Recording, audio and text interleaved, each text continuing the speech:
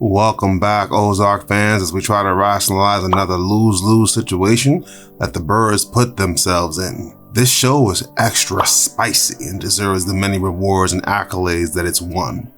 With that said, the directors love making Marty and Wendy spend a hell of a lot of times tiptoeing situations and skating death. It's clear that they're gluttons for punishment, but in the case of Ben, I'll be honest, they really had no choice.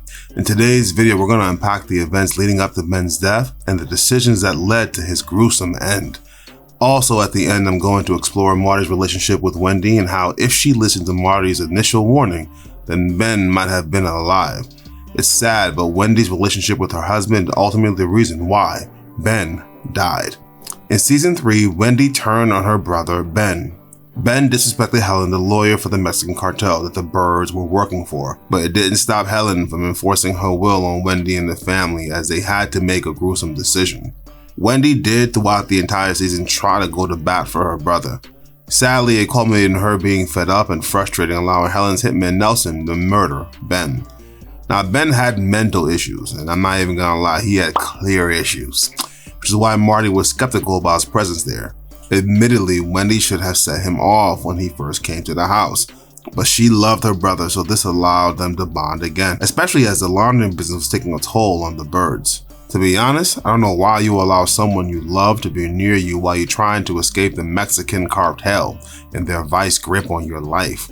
If I was them, anyone and anything that I love would be expeditiously removed in hopes that I may keep them safe. Sadly, that was not the case. Charlotte and Jonah really liked their uncle, and even Marty eventually came around when he realized that Ruth or Ben were striking up a romance. By the way, this little romance was about 2-3 weeks, maybe a month, but Ruth treated this thing like this was actually like years. She was smitten. But the problem is that Ben never listened to them when he found out the truth. Instead, his emotions got the better of him, and he began making mistakes.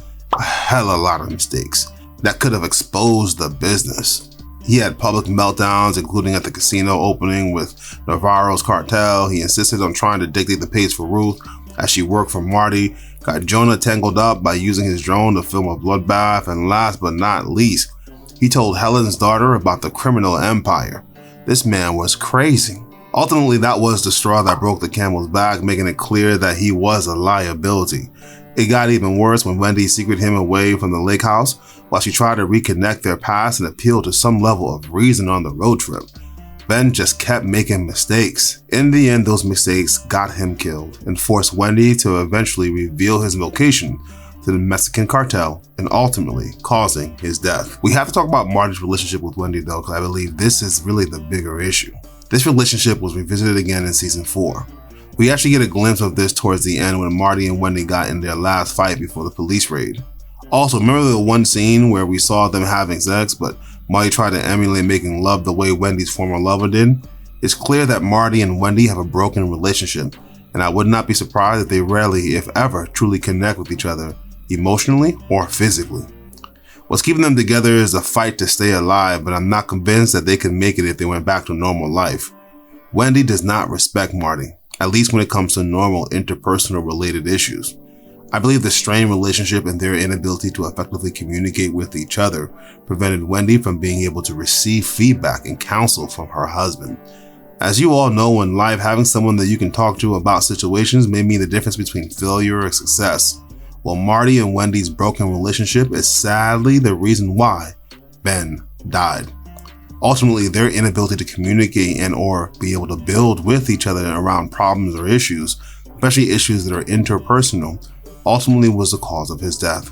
In the end though, we still gotta give credit back to Ben because he was a straight up liability.